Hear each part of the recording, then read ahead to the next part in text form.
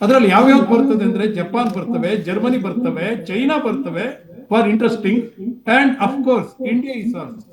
But ಈಗ ₹120 ಹೋದ್ರೆ ಇದು ಈ ಹಿಂದೆ ಇತಿಹಾಸವನ್ನು ನೋಡಿದಾಗ ಇದು ಮೊದಲನೇ ಸಾರಿ ಅಲ್ಲ. $147 ಹೋಗಿತ್ತು ಇರಾಕ್ ಇರಾನ್ ಯುದ್ಧ ಆದಾಗ. $40 ಇಂದ $147 ಹೋಗಿತ್ತು. ಬಟ್ ಇಂಡಿಯನ್ ಗೌರ್ಮೆಂಟ್ ಏನ್ ಮಾಡ್ತಾ ಇದೆ ಅಂತ ಹೇಳಿದ್ರೆ, ಫಸ್ಟ್ ಆಫ್ ಆಲ್ ನಮಗೆ ನೋಡಿ 2 ರೂಟ್ ಇದೆ. ಸ್ಟೇಟ್ ಆಫ್ ಹರ್ಮೋಸ್ 20% ಆಯಿಲ್ ಅಂತ ತರ್ತಾ ಇದೆ. ಮತ್ತೊಂದು ಕ್ಯಾನಲ್ ಇದೆ, ಮತ್ತೊಂದು ವೇ ಇದೆ, ಅದನ್ನು ಯಾರು ಹೇಳ್ತಾ ಇಲ್ಲ. ಅದು ರಷ್ಯಾದಿಂದ ಬರ್ತಾ ಇರುವುದು ಯಾವ್ದು ಕೇಳಿದ್ರೆ, ರಷ್ಯಾದ ಬ್ಲ್ಯಾಕ್ ಸಿ ಇಂದ ಹಿಡ್ಕೊಂಡು ರೆಡ್ ಸಿ ತನಕ ಸೂಯೇಜ್ ಕಾಲುವೆಯ ಮೇಲೆ ಬರ್ತಾ ಇರುವಂತದ್ರಲ್ಲಿ ಏನೂ ಸಮಸ್ಯೆ ಇಲ್ಲ ಈಗ.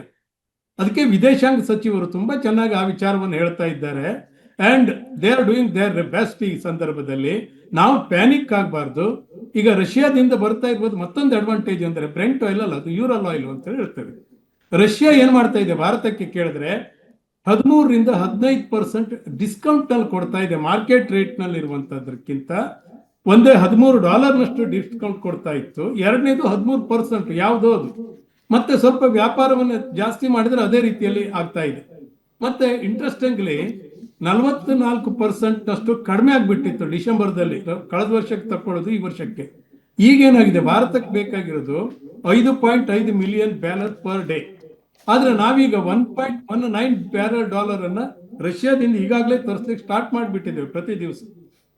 ಈ ಎಲ್ಲ ಕಾರಣದಿಂದ 75 ದಿವಸಕ್ಕೆ ಸಾಕಾಗುವಷ್ಟು ಆಯಿಲ್ ನಮ್ಮ ಹತ್ರ ಇದೆ ಈಗ ಸದ್ಯಕ್ಕೆ. ಬೇರೆ ಎಷ್ಟೋ ದೇಶದಲ್ಲಿ 1 ವಾರಕ್ಕೆ ಸಾಕಾಗುವಷ್ಟು ಇಲ್ಲ. ನಿಮ್ಗೆ ಆಶ್ಚರ್ಯ ಆಗ್ಬಹುದು, ಎಂಟೈರ್ ಯುರೋಪಿಗೆ 12 ದಿವಸಕ್ಕಿಂತ ಜಾಸ್ತಿ ಆಯಿಲ್ ಸಿಕ್ಕಿಲ್ಲ ಅಂತ ಹೇಳಿದ್ರೆ ಇಡೀ ಯುರೋಪ್ ಕಂಗಾಲಾಗ್ಬಿಡ್ತವೆ. ಅವ್ರಿಗೆ ಗ್ಯಾಸ್ ಇಲ್ಲ, ಏನೂ ಇಲ್ಲ. ಅಮೆರಿಕಾದಲ್ಲೂ ಆ ಕೆಪಾಸಿಟಿ ತುಂಬಾ ಕಮ್ಮಿ ಇದೆ. ಈ ನಾವಂದ್ರೆ ನಮ್ಮ ಸ್ಟ್ರೆಂತ್ ಅನ್ನು ನೋಡ್ಕೊಳ್ಬೇಕು. ಈಗ ಅಪಾಯ ಇಲ್ಲ ಅಂತ ಹೇಳಲ್ಲ, ಬೆಂಕಿ ಬಿದ್ದಿದೆ. ಯಾವುದೋ ಒಂದು ಪಿಚ್ಚ ಏನು ಮಾಡಿದಾನೆ, ನಮಗೆ ಅಗತ್ಯ ಇಲ್ಲ, ಯಾರಿಗೂ ಅಗತ್ಯ ಇಲ್ಲ, ಜಗತ್ತಿಗೆ ಅಗತ್ಯ ಇಲ್ಲ, ಸ್ಟಾರ್ಟ್ ಮಾಡ್ಬಿಟ್ಟಿದ್ದಾನೆ. ನಾವೀಗ ಅಗತ್ಯ ಇಲ್ಲ ಅಂತ ಸುಮ್ಮನೆ ಇರಕ್ ಆಗಲ್ವಲ್ಲ ಸರ್. ಈಗ ನಾವೇನು ಮಾಡುವಂತ ಸ್ಥಿತಿಯಲ್ಲೂ ಇಲ್ಲ ಇಲ್ಲ. ಈಗ ನಾವ್ ಏನ್ ಮಾಡುವಂತ ಸ್ಥಿತಿಯಲ್ಲೂ ಇಲ್ಲ.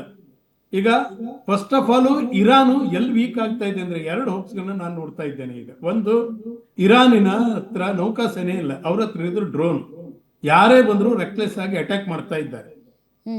ಈಗ ಅಮೆರಿಕದವ್ರು ಏನ್ ಮಾಡ್ತಾ ಇದ್ದಾರೆ ಕೇಳಿದ್ರೆ, ಅವರು ಡ್ರೋನ್ ಖಾಲಿ ಆಗ್ಲಿ ಅಂತ ಹೇಳಿ ನೋಡ್ತಾ ಇದ್ದಾರೆ. ಮಿಸೈಲು ಡ್ರೋನು ಖಾಲಿ ಆಗುವಷ್ಟು ಅವ್ರ ಸ್ಟ್ರಾಟಜಿ ಆಗ್ತಾ ಇದೆ. ಈಗ ನಾವ್ ಏನ್ ಮಾಡ್ಬೇಕಂದ್ರೆ, ಈಗ ಏರುದಿಲ್ಲ ಅಂತೇಳಿ ಹೇಳುದಿಲ್ಲ, ಖಂಡಿತವಾಗಿ we have to prepare for the increase of oil price.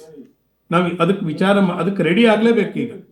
ಹಾಗಾದ್ರೆ ಸರ್, ಈಗ ಅಂತಾರಾಷ್ಟ್ರೀಯ ಕಚ್ಚಾ ತೈಲದ ಬೆಲೆ ಜಾಸ್ತಿ ಆಗ್ತಾ ಇದ್ದ ಹಾಗೆ ಇಲ್ಲಿಯವರೆಗೆ ನಮ್ಗೇನು ಆ ಬಿಸಿ ಸರ್ಕಾರ ಮುಟ್ಟಿಸಿಲ್ಲ. ಬಟ್ ಹೀಗೆ ಇರಕ್ಕಂತೂ ಸಾಧ್ಯ ಇಲ್ಲ. ಒಂದೊಂದು ಸರ್ಕಾರ ಏನ್ ಮಾಡ್ತಾ ಇದೆ ಅಂದ್ರೆ, ಎಕ್ಸೈಸ್ ಡ್ಯೂಟಿಯನ್ನು ಕಡಿಮೆ ಮಾಡಿದೆ ಹಿಂದೆ. ಎಕ್ಸೈಸ್ ಡ್ಯೂಟಿಯನ್ನು ಕಡಿಮೆ ಮಾಡಿದ್ರೆ ನಾವು ಇದೇ ಲೆವೆಲ್ ನಲ್ಲಿ $130 ಹೋಗುವಲ್ಲಿವರೆಗೂ ನಾವು ಸಸ್ಟೈನ್ ಮಾಡಬಹುದು. ಯಾಕಂದ್ರೆ ಭಾರತದಲ್ಲಿ ಟ್ಯಾಕ್ಸ್ ಸಿಕ್ಕಾಪಟ್ಟೆ ಇದೆ ಪೆಟ್ರೋಲ್.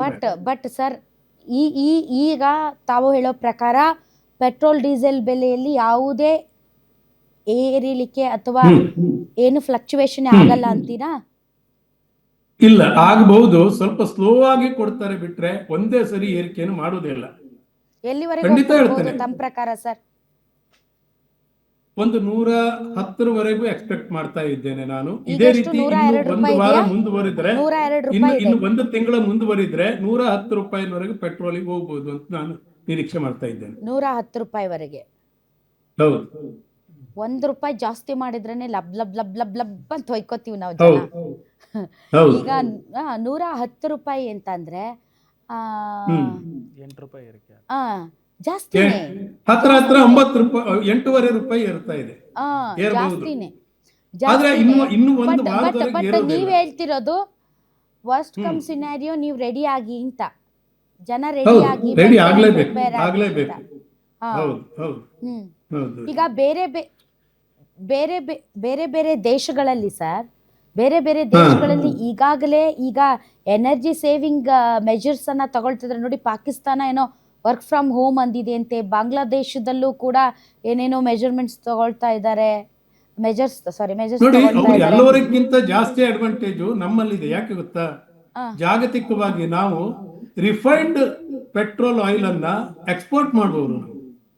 ಹ್ಮ್ ಇವತ್ತು ಯುರೋಪ್, ಅಮೆರಿಕ ಮತ್ತೆ ಈವನ್ ಯುಕ್ರೇನ್ ನಿಂದ ಹಿಡಿದು ರಷ್ಯಾದವರೆಗೆ ಎಲ್ಲವೂ ಕೂಡ ನಮ್ಮ ದೇಶದಿಂದ ಪೆಟ್ರೋಲ್ ಅನ್ನು ರಿಫೈನ್ ಮಾಡಿ ಅಲ್ಲಿಂದ ವಾಪಸ್ ತಗೊಳ್ತಾ ಇದ್ದಾವೆ.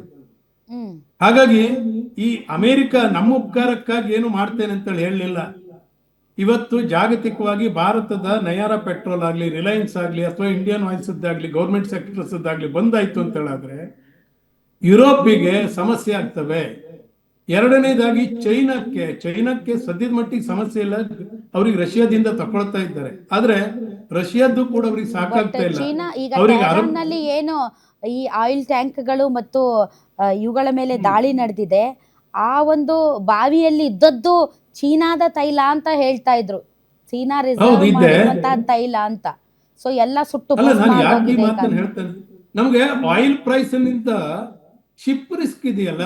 ಅಂದ್ರೆ ಈಗ ಇಷ್ಟು ದಿವಸ ಏನಿತ್ತು ಕೇಳಿದ್ರೆ, ಒಂದು ಟ್ಯಾಂಕರ್ ಮೇಲೆ, ಒಂದು ಬೆಲೆ ಮೇಲೆ 0.25 ನಷ್ಟು ಇನ್ಶೂರೆನ್ಸ್ ಆಗ್ತಾ ಇತ್ತು ಕರೆಕ್ಟ್ ಕರೆಕ್ಟ್. ಇನ್ಶೂರೆನ್ಸ್ ಕಂಪನಿಗಳು. ಇವತ್ತೇನಾಗಿದೆ ಅಂದ್ರೆ 0.80 ವರೆಗೆ, ಅಂದ್ರೆ $3 ಲಕ್ಷ ನಷ್ಟು ಒಂದು ಟ್ಯಾಂಕರ್ನ ಮೇಲೆ ಎಕ್ಸ್ಟ್ರಾ ಪೇಮೆಂಟ್ ಮಾಡಬೇಕು ಹ್ಮ್ ಇಂಪೋರ್ಟ್ ಮಾಡಬೇಕಾದ್ರೆ.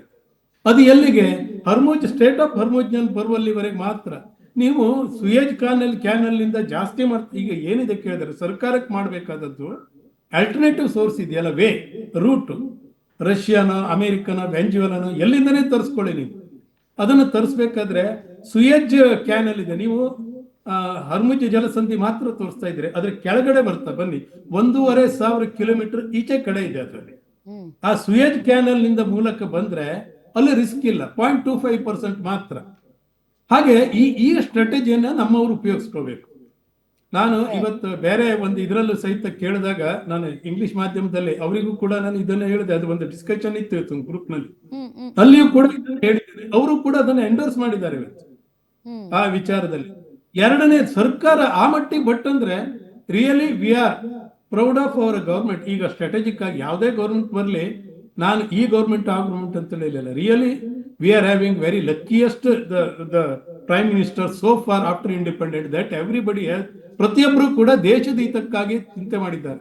ಇಲ್ಲದೇ ಇದ್ರೆ ಕೊಲ್ಲಿ ಯುದ್ಧದಲ್ಲಿ ಆಗ್ಲೂ ಕೂಡ ಭಾರತದಲ್ಲಿ ಇರುವಂತಹ ಸರ್ಕಾರ ಚೆನ್ನಾಗೇ ಹ್ಯಾಂಡಲ್ ಮಾಡಿತ್ತು.